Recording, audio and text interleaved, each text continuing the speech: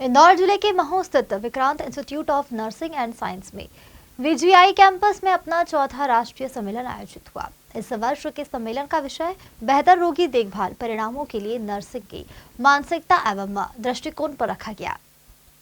Vikrant institute of nursing and science हर वर्ष nursing क्षेत्र में नवीनतम और उन्नत प्रथाओं पर चर्चा करने के लिए एक राष्ट्रीय सम्मेलन का आयोजन करता है, जिससे नर्सिंग के क्षेत्र में कई दिशा और बेहतर रोगी देखभाल सुनिश्चित की जा सके।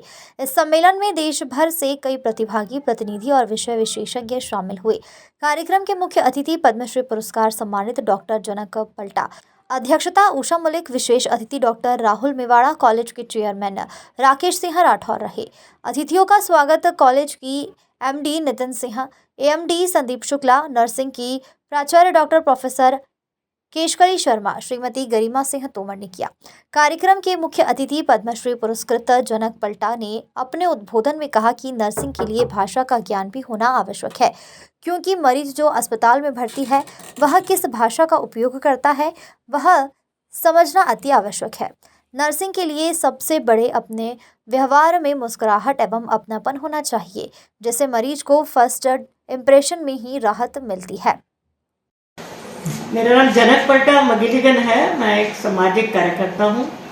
मेरे जीवन में नर्सिंग का बहुत बड़ा रोल रहा है। भारत की पहली ओपन हार्ट सर्जरी की मैं सर्वाइवर हूँ। 1964 में एक साल में अस्पताल में रही थी और मेरे को जो नर्सेज ने मेरी सेवा की, मैं ज़िंदगी में नर्स बनना चाहती थी। मैं नर्स इसलिए नहीं बन पाई कि मैंने 10वीं तक जो पढ़ाई की थी उसमें साइंस और मैथमेटिक्स नहीं था, अरिथमेटिक था और हाउस होल्ड था, तो मैं नर्सिंग नहीं ज्वाइन कर पाई। पर मेरे मन में ये बात, उनके प्रति जो बहुत ज़्यादा कृतज्ञता है नर्सिंग प्रोफेशन के लिए, स्पेशली फ्लोरेंस नाइटिंगेल मेरे जीवन की आदर्श है एक नर्स के लिए। अभी नर्सेस को देखना है कि वो फ्लोरेंस नाइटिंगेल के नाम से दिया तो जलाते हैं, पर फ्लोरेंस नाइटिंगेल जैसे बनते हैं क्या? तो मुझे लगता है कि नर्सिंग का पेशेंट के साथ, डॉक्टर तो आता है, देख के प्रिस्क्रिप्शन लिख के चला जाता है, सबसे ज्यादा समय नर्स का होता है। तो नर्स पेशेंट के साथ उसकी बॉडी, उसका माइंड, उसकी सोल, उसके इमोशंस, उसको कैसे कंफर्टेबल करते हैं। एक तो दवा देना है, एक उसको सलाह कुछ देना है। अभी उसको लैंग्वेज की सबसे बड़ी प्रॉब्लम है। अभी कोई केरला वाला मरीज है और यहाँ की नर्स है जिसको नहीं पता कि उसके साथ क्या बात करनी है, तो सबसे पहले तो ये भाषा सारी आना चाहिए जिस भाषा में नर्सिंग का काम कर रहा है।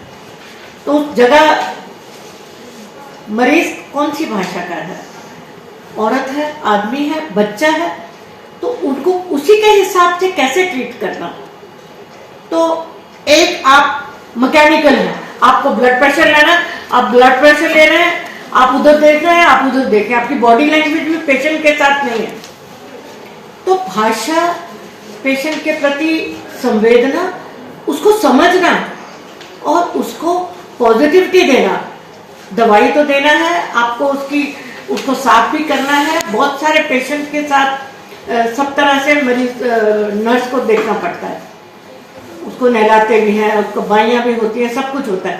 पर वो जो ड्रिप लगी है, वो ड्रिप कब खत्म होने वाली है, वो उसको जो अंदर जा रहा है उसका ये मेरे दोनों हाथों में अभी तक वो गलत तरीके से दी गई ड्रिप के मेरे जीवन में असर है।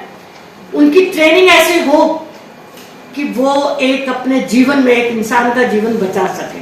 बस, थैंक यू।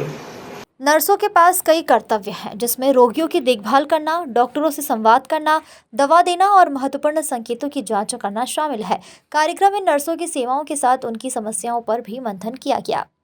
महू से सुनील काले की रिपोर्ट।